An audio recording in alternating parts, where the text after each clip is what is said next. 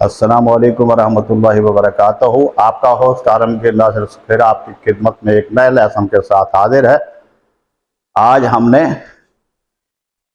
Class और उसकी मुख्तलिफ सूरतें पढ़नी है। पहले हमने क्लास और उसकी अकसाम पढ़ी थी। क्लास के हवाले से हमने एक क्वेश्चन पढ़ा था, क्लास के हवाले से कौन कौन से सेंटेंस बनते हैं। सिंपल सेंटेंस हमने बनाना सीखा, कंपाउंड सेंटेंस हमने बनाने सीखे, कॉम्प्लेक्स सेंटेंसेस और कॉम्प्लेक्स और कंपाउंड सेंटेंसेस ये हमने बनाने सीखे थे। फिर हमने एक लेक्चर में ये पढ़ा था कि क्लास किसे कहते हैं और इसका ताल्लुक नाउन के साथ ये मिलकर आए। नाउन क्लास जिसे कहते हैं, एडजेक्टिव क्लास जिसे कहते हैं, और ये एडवर्ब क्लास किसे कहते हैं, इस हवाले से हमने पढ़ा था। आज हम इनकी मुख्तलिफ सूरतें इनको हम स्टडी करेंगे क्लास के हवाले से। एक दफ़ा फिर रिपीट किया जा रहा है इसको, क्लास की तारीफ को, ताकि मजीद जहन में उतर जाए। तो मौजूद नाज़रीन, आप गौर से इन्हें देखेंगे कि क्लास हम किसे कहते हैं। तो समझाने के लिए सिर्फ ये तीन हिस्से इसके बना दिए गए। एक ग्रुप ऑफ वर्ड्स, लफ्जों का ये एक गिरोह होता है, जिसमें पहले भी बता दिया गया है दो या दो से जायद लफ्ज जब इकट्ठे आ जाते हैं तो हम इनको क्लास का एक हिस्सा तस्वर करते हैं।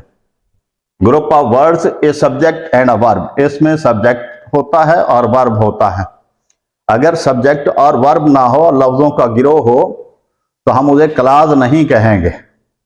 तीसरा इसका है ए पार्ट ऑफ अ सेंटेंस। ये किसी भी जुमले का एक जुज होता है, हिस्सा होता है। यह मुकम्मल जुमला नहीं होता। लेकिन एक बात होशगुजार करता चलूं कि बाद दफा कुछ सब्जेक्ट और वर्ब सिर्फ इकट्ठे मिलके एक मुकम्मल मफहूम देते हैं, तो उस सूरत में जुमला कंप्लीट हो जाता है।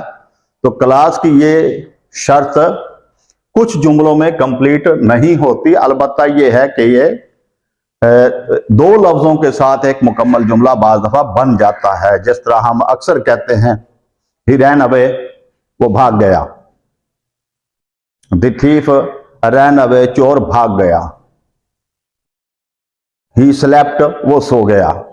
इसमें ये सब्जेक्ट भी है, वर्ब भी है इन तीनों मिसालों में, और मफहूम भी पूरा होता है। तो इसलिए हम इन्हें क्लास कह सकते हैं। इस डेफिनेशन में इन तीनों जुमलों को इकट्ठा कर दिया गया, तीनों नुकात को। ए ग्रुप ऑफ वर्ड्स, लफ्जों का एक ऐसा गिरोह, that contains a subject and a verb, जो एक सब्जेक्ट और वर्ब पर मुश्तमिल होता है, and is a part of a sentence, और वह जुमले का हिस्सा होता है। नीचे हम एग्जाम्पल देख सकते हैं। He reads in the near by school, वो करीबी स्कूल में पढ़ता है। ही सब्जेक्ट है इस जुमले में, रीड्स वर्ब है, यहां ये नीचे दिखाया गया है, ये वर्ब है। ही रीड्स, वो पढ़ता है। सवाल पैदा होता है, क्या पढ़ता है, कहां पढ़ता है। In the near by school जब हम लिखेंगे तो जुमला कंप्लीट और हो जाएगा और मफहूम भी मुकम्मल हो जाएगा। इस सूरत में ही रीड्स तक क्लास है, आगे मुकम्मल जुमला मजीद मिला दिया गया लफ्जों को, तो यह मुकम्मल जुमला मुकम्मल मफहूम देता है। फॉर्म्स ऑफ क्लास, क्लास की कितनी सूरतें हैं, क्लास कितनी सूरतों में आ सकती है। इनको हम सूरतें कह लें, इनको हम टाइप्स कह लें, इनको हम काइंड्स कह लें, कुछ भी इनको नाम दिया जा सकता है। ये तीन सूरतों में क्लास आती है। यहां लिखा हुआ देयर आर 3 फॉर्म्स या टाइप्स ऑफ अ क्लास। पहली क्लास को हम मेन क्लास या इंडिपेंडेंट क्लास कहते हैं। मेन का एम और क्लास का सी, बाद दफा इसे हम एमसी भी कहते हैं, और इंडिपेंडेंट का आई और क्लास का सी, बाद दफा हम इसे आईसी क्लास भी कहते हैं। तो मेन क्लास या इंडिपेंडेंट क्लास किसे कहा जाता है? सिंपल इसकी एक्सप्लेनेशन ये है, it shows A complete thought, ये एक मुकम्मल ख्याल पेश करती है, एक मुकम्मल मफहूम देती है। And works alone as a sentence, और अगर इसे बाकी जुमले से अलग कर लिया जाए तो ये अपना एक मुकम्मल जुमला भी होता है। यानी जो मुकम्मल मफहूम दे और उसको किसी बकिया जुमले से अलग कर लिया जाए तो वह एक मुकम्मल जुमला भी हो, ऐसी क्लास को हम मेन क्लास या इंडिपेंडेंट क्लास कहते हैं। जिस तरह यहां आप एग्जाम्पल में देख रहे हैं, it is a beautiful chair, ये एक खूबसूरत कुर्सी है। Which is made of would, जो लकड़ी से बनी हुई है। तो यहां तक अगर हम चेयर से लेकर, इट से लेकर चेयर तक इस जुमले को अलग कर लें, ये एक खूबसूरत कुर्सी है, यहां तक फिक्रा मुकम्मल हो जाता है, मफहूम भी मुकम्मल हो जाता है। और it subject is helping verb या वर्ब के तौर पर है, क्योंकि हेल्पिंग वर्ब हो, लिंकिंग वर्ब हो, मॉडल वर्ब हो, जो भी हो, वर्ब ही की इकसाम होती हैं, तो हम इसे वर्ब ही तस्वर करते हैं। इट सब्जेक्ट है, इज वर्ब है, तो ये क्लास मुकम्मल हो गई। लेकिन इसके साथ इनको मिला दिया गया इन लफ्जों को, तो ये मुकम्मल मफहूम देती है। अगर इसको which is made of would इससे अलग कर लिया जाए यहां तक, तो ये अपना मुकम्मल मफहूम रखती है। इसलिए हम इसे कहते हैं कि ये एमसी क्लास यानी मेन क्लास है, या आईसी से मुराद इंडिपेंडेंट क्लास है। तो ऐसा जुमला जो बकिया मुकम्मल जुमले से अगर अलग कर लिया जाए उस हिस्से को, तो वो अपनी जगह एक मुकम्मल मफहूम दे और मुकम्मल जुमला हो, तो वो मेन क्लास या आईसी क्लास कहलाएगी।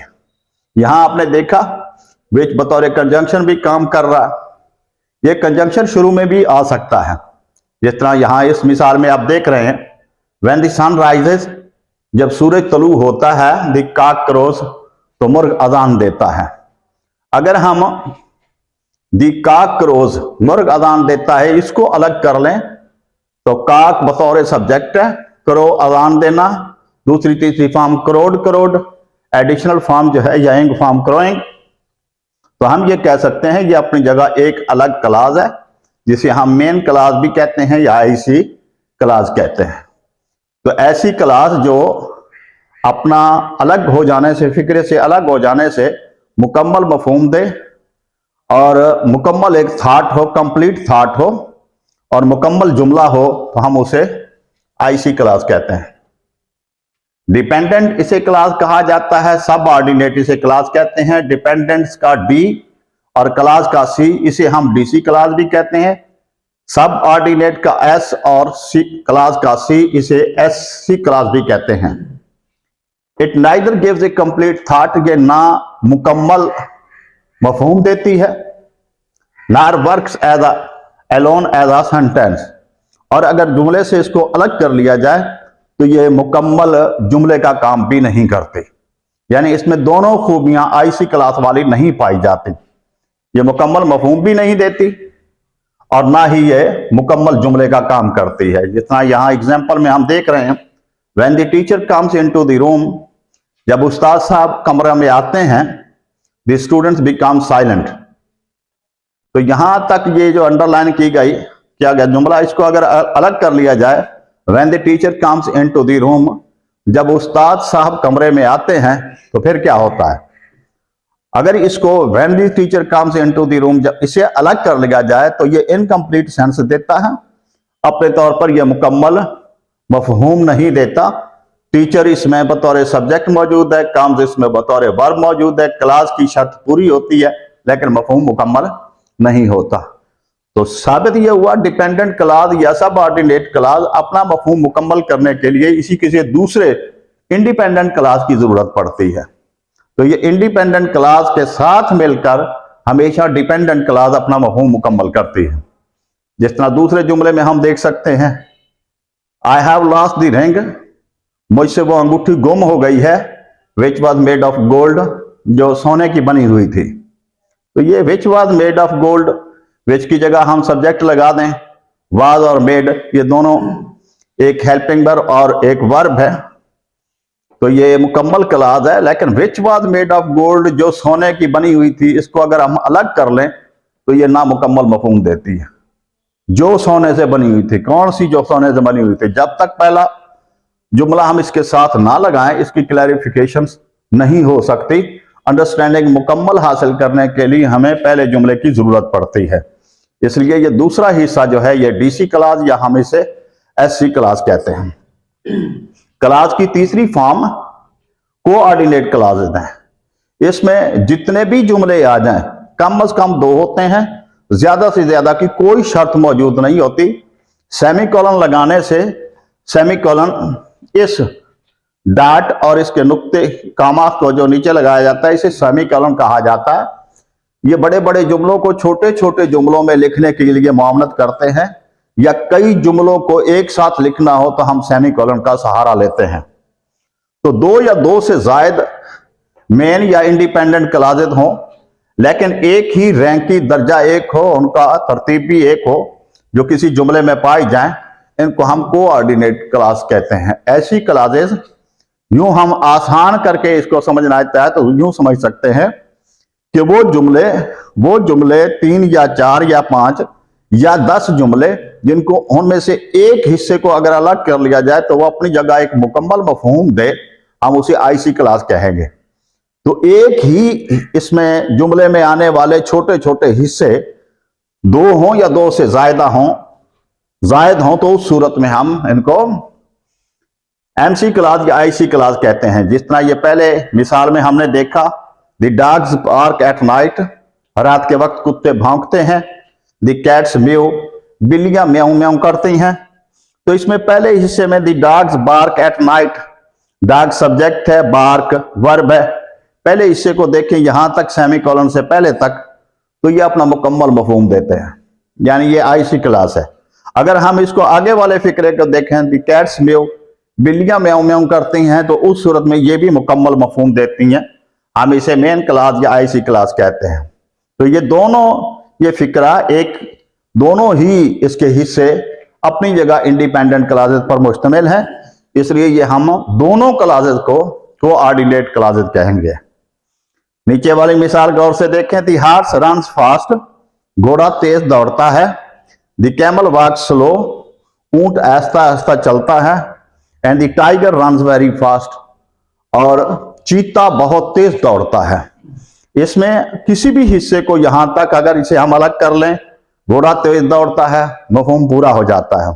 कैमल वॉक्स स्लो, ऊंट आहिस्ता आहिस्ता चलता है, यहां तक मफहूम मुकम्मल हो जाता है।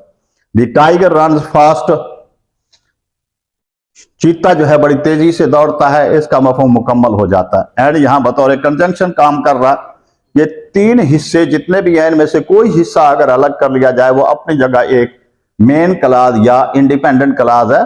तो दो या दो से जायद क्लॉजें अगर इंडिपेंडेंट क्लॉजें इकट्ठी आ जाए किसी भी फिक्रे में, एक दफा फिर गोश गुजार करता चलूं, कम से कम 2 इंडिपेंडेंट क्लॉज हैं, ज्यादा से ज्यादा की हद मुकर्रर नहीं है। वो एक सफे में, 2 सफे में, 4 सफे में आप 20 जुमले छोटे छोटे करके सेमीकोलन लगाते हुए लिखते जाएं, तो उस सूरत में ये सारी कोऑर्डिनेटेड क्लासेस होंगी। शुक्रिया इंतहाई। अगर किसी भी सूरत में आपको क्लैरिफिकेशन की जरूरत हो तो उस सूरत में इसी नंबर पर कांटेक्ट कर सकते हैं, या सब्सक्राइब कर लें और मजीद क्लैरिफिकेशन के लिए आप राब्ता भी कर सकते हैं।